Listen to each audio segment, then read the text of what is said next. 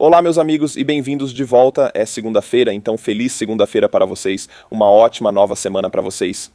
A Rússia trouxe novamente sua infantaria blindada e infantaria pesada.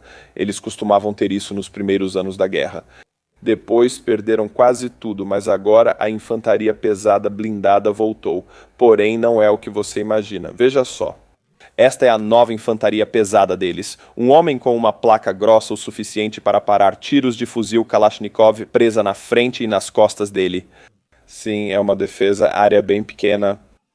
Quais as chances de os ucranianos acertarem exatamente a placa, não a omoplata, cabeça, pernas ou outra parte do corpo dele, pois isso não importa. Esta é a nova infantaria pesada blindada, uma ameaça.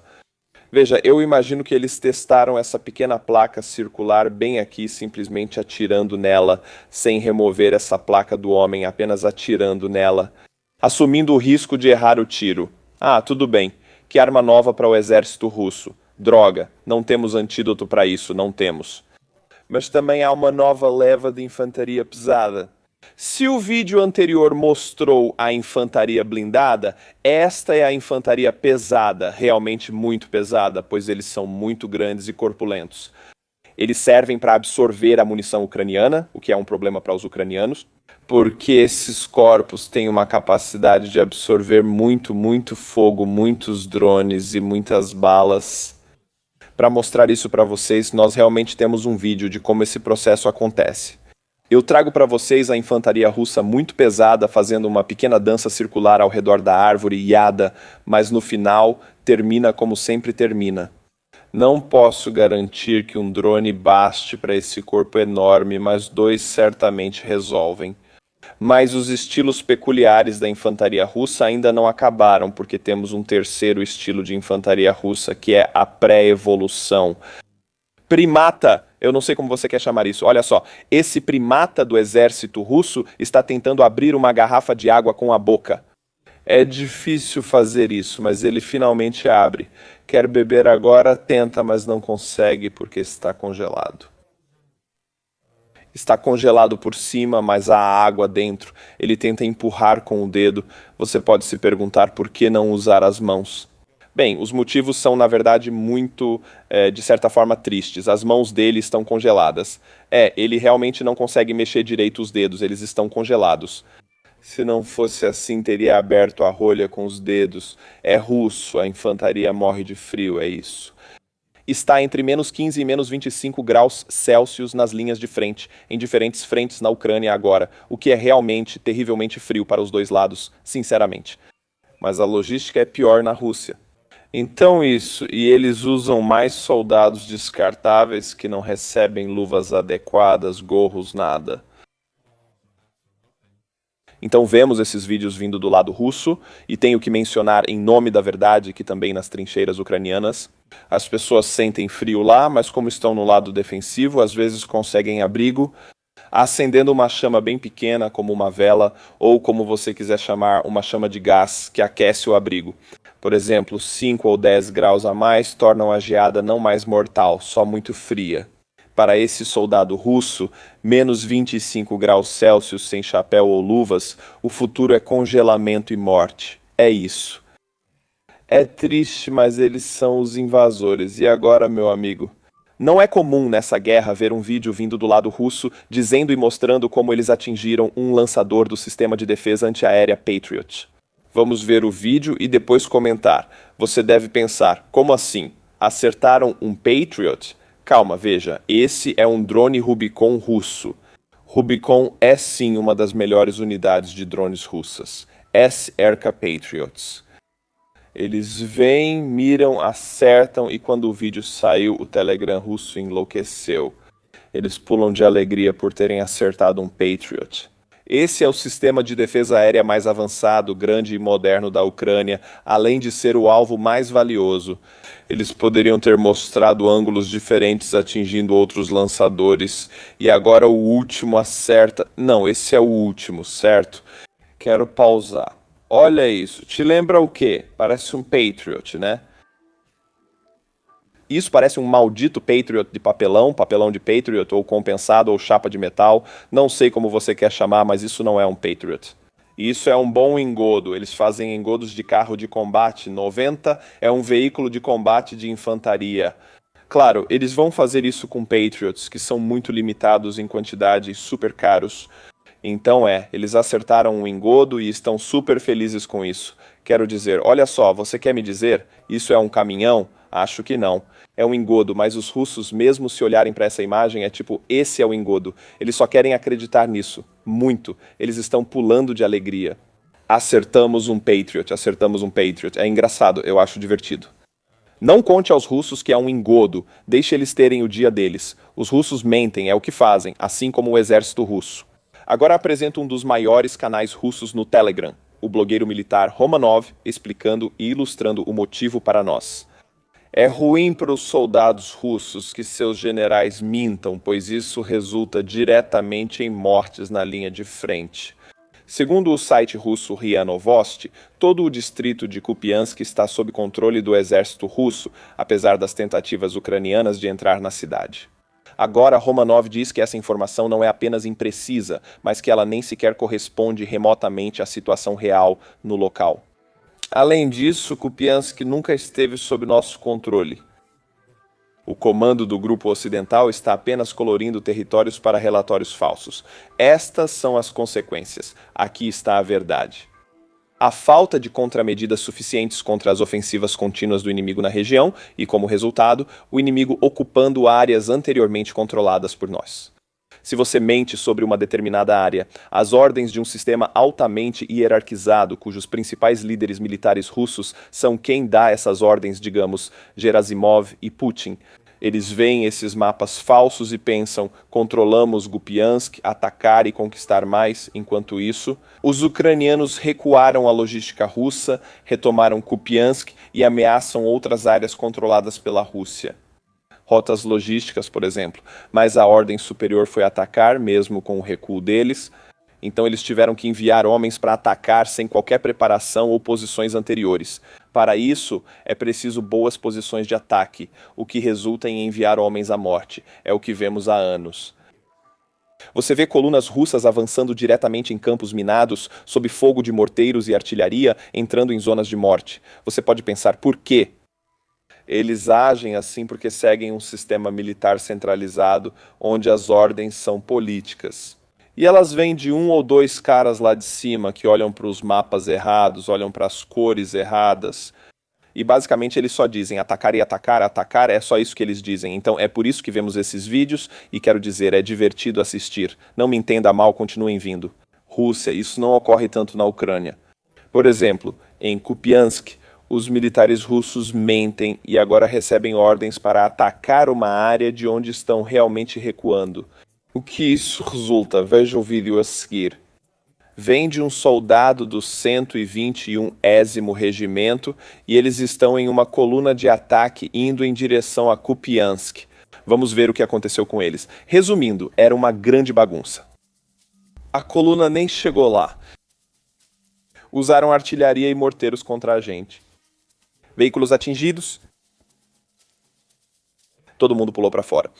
Este homem aqui é um resultado direto, um resultado vivo, a personificação de um sistema pesado de cima para baixo com ordens políticas que não levam em conta as informações do local. Apenas uma coluna na zona de morte. Nos atingiram com munição de fragmentação. Explodiu a torre até virar sombra.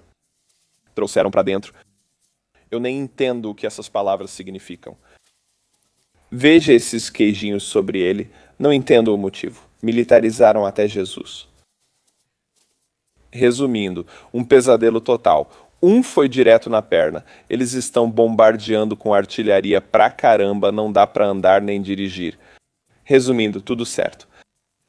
O ânimo está alto. Isso exemplifica o que ocorre quando o sistema militar é centralizado. Afinal, todo o exército é assim. Um general dos Estados Unidos da América dá uma ordem e um soldado raso não contesta, mas isso ocorre nas Forças Armadas dos Estados Unidos da América e da OTAN. O esquadrão tem mais liberdade para decidir e se adaptar no campo de batalha, improvisando conforme necessário, como fazem os exércitos ocidentais. Existe uma hierarquia, muitas vezes política, quando o presidente ordena ações aos militares, mas há margem para manobra. Essa é a diferença entre exércitos ocidentais e o russo. Quando o soldado no exército russo simplesmente avança enquanto o exército está recuando, essa coluna vai e ataca direto na zona de morte. Esse é o resultado. Agora vamos conferir a frota sombra russa. Eu sei que você quer saber por que os Estados Unidos da América e os italianos estão capturando navios russos agora. Os italianos criaram coragem. É ótimo ver isso. Itália, mantenha a coragem. Adoramos, continue. A Itália capturou um navio graneleiro da frota sombra russa, transportando 33 mil toneladas de metal ferroso. Ah, e o que é? Algum tipo de metal, ferro ou níquel. Não sei qual, mas é metal, certo? Veio de Novorossiysk. Resumindo, a Rússia tentava exportar mercadorias sancionadas em um navio também sancionado enquanto reabastecia combustível. Acho que na Itália, país da União Europeia, deveriam apreender todo o navio sancionado e foi o que fizeram. Legal. Como se diz "thank you" em italiano? Não sei. Bem, obrigado italianos em inglês para vocês. É isso de novo. Se não sabemos que metal é, não sabemos que dinheiro é isso.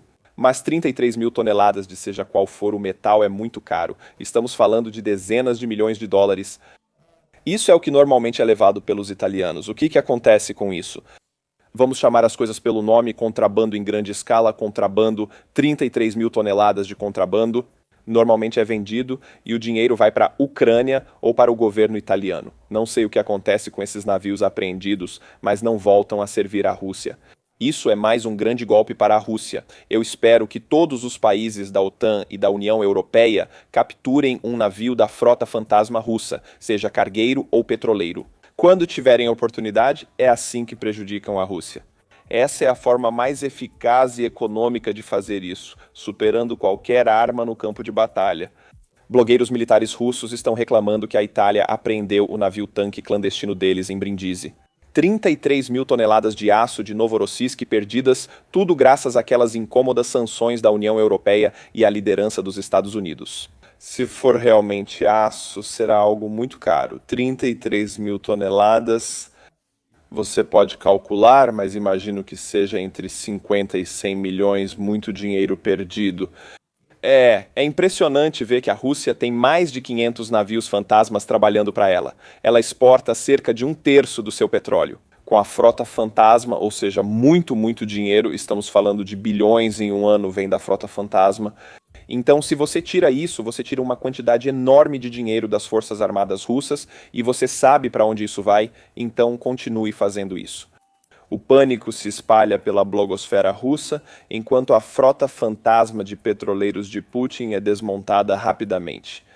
No mundo todo, existem cerca de 1.100 petroleiros da frota fantasma, não apenas da frota fantasma russa, mas globalmente, dos quais cerca de 650 a 850 são controlados pela Rússia. A maioria dos navios da frota fantasma mundial é controlada pela Rússia, que considera um câncer maligno. Sinceramente, deveriam ser retirados de circulação. Você resolveria muitos problemas do mundo. Esses navios mudam frequentemente de nome e bandeira, desligam transmissores e transferem petróleo no mar até perto do Báltico. Sim, se você pensa, o que fazer para prejudicar a Rússia? Bem, a maneira mais dolorosa, econômica e rápida é simplesmente apreender todo o navio da frota sombra ilegal russa que for possível apreender. É inverno e estamos em janeiro. Está muito frio na Ucrânia, assim como na Rússia, em Moscou, Novosibirsk, no Extremo Oriente e em todo lugar. Você pode lidar com o frio, os países podem lidar com o frio se tiverem cuidado adequadamente do seu sistema comunitário, né? Estou falando de sistemas de aquecimento e elétricos. Mas a Rússia não fez isso porque todo o dinheiro vai para a guerra. Então vai ter de novo a temporada da fonte de merda, como eu chamo. Isso acontece todo inverno na Rússia. Os canos de aquecimento e água deles costumam estourar porque tem cerca de 60 ou 70 anos. Geralmente os canos de esgoto estouram por ficarem próximos aos de aquecimento, criando uma grande fonte de sujeira. Isso só acontece na Rússia, quando chove ouro marrom. Eu não sei, é assim que os fazendeiros chamam. Um colapso comunitário tomou conta da região de Ryazan, no distrito de Klepikovsk, na região de Ryazan. Eletricidade, aquecimento e gás estão ausentes há uma semana, segundo relatos de moradores nas redes sociais e na página do governador. Cerca de 20 mil pessoas vivem nesse distrito. E quando você não tem eletricidade ou gás, não faz diferença em junho, mas faz muita diferença em janeiro, quando está menos 20, porque com isso há uma lista interminável de coisas que dão errado quando está menos 20. No seu apartamento tudo falha. Casas e apartamentos não são realmente projetados e construídos considerando que fará 20 graus no apartamento e os materiais usados, será um caos. Não precisa acreditar só em mim. Vamos assistir a alguns vídeos. Este é da região de Moscou, onde um sistema de aquecimento falhou novamente por falta de manutenção. E ele foi feito nos anos 60, isso significa água super quente, que geralmente estoura e queima muita gente, com menos 20 graus lá fora. É irônico estar tanto frio e ainda assim você sofrer queimaduras pelo corpo. Além disso, boa parte da cidade fica sem aquecimento. Quando um cano principal de aquecimento rompe, esse vapor saindo do subsolo na Rússia indica que o aquecimento estourou ali. Isso acontece tanto que todos reconhecem. No Extremo Oriente ocorrem coisas piores. Bem, Moscou é a capital. Tudo será consertado rápido. Vamos para Kamchatka, que fica no extremo leste. Praticamente eles tiveram uma quantidade recorde de neve, não estou falando de pouca coisa, estou falando de metros de neve. Tanta neve que é preciso cavar um túnel até o carro, e não só para o lado, mas até a cidade. E vamos assistir a todos os vídeos, eles são bem engraçados. Olha só, esses caras estão em um carro, certo? Mas, surpresa, como eles entraram nesse carro. Bem-vindo a Kamchatka, porque isso é um túnel enorme até o carro. Foi essa a quantidade de neve que eles tiveram este ano, e isso é a Rússia. Não é como se os serviços estivessem funcionando para limpar essa neve. Não, eles só têm que esperar até ela derreter. Não estou brincando, nada funciona lá agora. Isso não é inteligência artificial, só a quantidade de neve que tiveram. Como isso é possível? Queria que fosse inteligência artificial, mas é real. As pessoas realmente podem descer de trenó e é legal. Mas o lado negativo disso é que tudo falha, todo o sistema, nada funciona, o aquecimento, tudo vai falhar por causa da neve e eles não vão consertar. Olha só, eles estão limpando isso. Esses carros não podem ser usados. Mesmo se desenterrar, não dá para dirigir porque as estradas estão fechadas e a Rússia não libera. O dinheiro destinado a liberar as estradas geralmente é pego pelo governador. Esse cara só está tentando entrar em casa. Não dá para abrir a porta, tem que empurrar a neve, não consegue nem entrar em casa. Isso é ruim. Imagina se fosse nos Estados Unidos ou Alemanha. Também seria ruim. Mas a cidade imediatamente faria um esforço para limpar isso. Ofereceriam dinheiro e turnos extras para quem está limpando as ruas e ajudando as pessoas a voltarem para casa. Na Rússia, o governo não se importa. O governador fica com o dinheiro dessas limpezas e você precisa fazê-las para entrar em casa. Em Novosibirsk, o problema era o frio, não a neve. Novosibirsk, Sibéria, é muito gelado. Então esse cara está usando um soprador térmico industrial para empurrar o ar quente por baixo do carro. A ideia até pode ser útil se usada por 5 ou 10 segundos, mas ele usa por 1 minuto. O ar que entra está a cerca de 500, 600 graus Celsius e esse não é o melhor modo de aquecer seu carro. Eu não faria isso, mas esse cara é um dumbo-yumbo russo, sabe? Ele realmente não sabe o que está fazendo. Então ele simplesmente... o carro começa a pegar fogo só porque o ar quente foi empurrado para dentro. Agora você conseguiu. Você esquentou seu carro no frio de Novosibirsk, mas esquentou demais. Em vez de um carro quentinho e confortável, você ganhou um churrasco. A parte boa é que o churrasco é de graça, a ruim é que você não tem mais carro. É uma bagunça no inverno. A Rússia é uma bagunça no verão também. É sempre uma bagunça. Tudo na Rússia é uma merda, exceto o mijo, que é mijo. Agora, meus amigos, precisamos voltar algumas semanas antes da véspera de Ano Novo, porque os ucranianos decidiram dar um presente de Ano Novo aos russos em um porão de uma cidade ucraniana. Cerca de 50 soldados russos estavam naquele porão. Por causa do frio, se juntavam. Porões costumam abrigar ucranianos e russos escondidos. Em cidades com zonas de guerra, os ucranianos tomaram uma atitude inesperada pelos russos. Entregar explosivos. Um homem leva explosivos ao porão e sai correndo. Saper ucraniano, quem criou esses explosivos? Eles disseram que são feitos como sanduíches, cada um com cerca de 1 a 1,5 kg. De trinitrotolueno e minas antitanque tornam eles fugazes, eles podem explodir tanto equipamentos quanto edifícios. Eles reúnem dinitrotolueno, minas antitanque e outros itens em um pacote e entregam no porão. Mas por que decidiram isso? Era realmente arriscado, porque o inimigo não esperaria. Adoro quando você faz algo ousado e inesperado, surpreendendo todos e conseguindo se safar, pois ninguém espera tanta audácia. Só um psicopata aceitaria levar explosivos. Os russos não montaram guarda, apenas comemoravam o ano novo no porão de uma cidade na linha de frente. Os ucranianos acompanhavam a missão e a entrega dos explosivos. Agora vemos as reações. O vídeo foi lançado recentemente com 2 semanas de atraso. Veja, esse é o buraco do porão. Aquele é o soldado ucraniano. Bada boom. A explosão parece pequena, mas é grande no subsolo. Só se vê o pouco que sai pela porta. Mas tinha muita carne lá embaixo, tipo, muita mesmo. Snom Godom. Foi isso que o soldado ucraniano disse, que significa Feliz Ano Novo, em russo. Eles são extremamente audaciosos. Mesmo com 50 pessoas no porão no Ano Novo, não imaginaríamos que fariam isso. A linha de frente fica a 3 quilômetros, mandam um soldado ucraniano com explosivos, ele joga lá embaixo e foge. Você fica com muito esterco, mas no porão, não no campo. Alguém precisa limpar depois. Foi uma missão insana, meus amigos. Em 16 de janeiro, Adam Gadurov sofreu acidente de carro. Ele é filho de Ramzan Gadurov, o ditador da Chechênia controlada pela Rússia. Agora Ramzan Gadurov, o atual líder.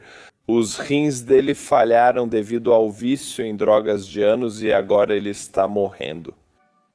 Ele já está morrendo há bastante tempo, faz 1 ou 2 anos, mas em alguns anos ele vai morrer, isso é garantido. Ele pode ir a qualquer dia. Então ele realmente vem preparando o filho dele para ser o sucessor do seu poder, dando a ele todo tipo de cargo e todo tipo de medalha possível. Adam Gedurov. O filho tem 18 anos, é muito estranho. Você dá poder para eles, seja qual for. Nessa idade, isso faz mal para eles. Ficam cheios de ideias e não controlam, como se muita energia passasse por um fio fino e queimasse. Adam Gadurov dirigia sua comitiva. Em vez do motorista e carro de segurança habituais, ele mesmo dirigiu e acelerou ao máximo. Ele foi muito rápido e perdeu o controle do carro por superestimar sua direção, já que tinha 18 anos. Não deveriam deixar esse cara liderar uma comitiva a 250 km por hora. Houve um acidente. O carro saiu da estrada e bateu na cerca. Segundo relatos, Adam recuperou a consciência e ficou calmo com os médicos no aeroporto de Grozny. Também foi relatado que o acidente no centro da cidade foi supostamente classificado como uma tentativa de assassinato. Eu acho que foi só um jovem dirigindo em alta velocidade, porque deram poder demais e liberdade demais para um garoto de 18 anos. Então, olha, é assim que o cara se parece. Ele é famoso por ganhar todas as medalhas de tudo na Rússia e na Chechênia. Tudo o que acontece e tem uma medalha, Adam Kedurov está recebendo. Eles estão apenas preparando ele para ser o próximo líder da Chechênia. A condição dele não preocupa os médicos. A gente realmente não sabe se isso é bom ou não. Dizem que ele sobreviveu e passa bem. Foi levado rapidamente por aeronave dos serviços de emergência russos para Moscou. Isso é importante porque a Chechênia é um dos elos mais fracos do Império Russo. Essas pessoas são como um barril de pólvora. Se a Chechênia não for controlada por Gadurov e Ramzan, seria Adam, e se Adam sair, quem assume? Vai haver um vácuo de poder, e se for na Chechênia, você nem imagina o que pode ocorrer. Essa divisão pode abalar todo o Império Russo. Isso também é um grande problema para Putin, por isso tentam apoiar Adam Kadyrov em Moscou. Não sei se isso é bom, mas fique atento à Chechênia. Grandes coisas virão dessa região quando Gedurov se for. Só queria mostrar como fica. Você parece um jovem comum de 18 anos, mas na Chechênia, onde a barba é cultural, você não a usa. Vão te ver como um garoto sem opinião ou direito de agir. Então ele poderia usar barba. Ele é tão jovem que me surpreende ainda não ter ido à Turquia colocar barba. Acho que ele só vai esperar crescer. A piada é que Adam Kadyrov, mesmo inconsciente após um acidente de carro, segue ganhando medalhas. Só uma foto engraçada de inteligência artificial. Adam Kadyrov foi condecorado com uma medalha de ouro por méritos em aprimorar a segurança de usinas nucleares, supostamente por sua contribuição na proteção da usina nuclear de Zaporizhia. O prêmio foi anunciado por Ramzan Kadyrov. O pai, sim, Adam era responsável por controlar os Kadyrovitas, que deveriam garantir a segurança da usina nuclear de Zaporizhia. Não creio que Adam tenha estado na Ucrânia ou na área ucraniana sob controle russo, mas recebeu a medalha e a missão de garantir a segurança. Sei que parece estranho, mas acontece. Existe grande potencial para vácuo e disputa de poder. Depois que Ramzan Kadyrov morrer, ele vai morrer em questão de anos, e é aí que começa o problema de Putin. Houve 2 guerras na Chechênia nos anos 90 e eles venceram a primeira. A área é pequena, com população feroz atualmente, subjugada por Kadyrov e Putin. Se isso acabasse, seria um grande problema para a Rússia. Nos anos 90, muitos criminosos e organizações vieram da Chechênia. Eles controlavam Moscou, São Petersburgo e eram ativos até na Estônia, mas não na Lituânia. Então, se eles fizessem isso de novo, exportassem o crime organizado deles, como fizeram nos anos 90, isso seria o fim para a Rússia. Encerro o vídeo de hoje. Obrigado por assistir. Volto na quarta e sexta-feira. Como sempre, inscreva-se no canal se você gostou e até o meu próximo vídeo. Slava Ukraini e tchau!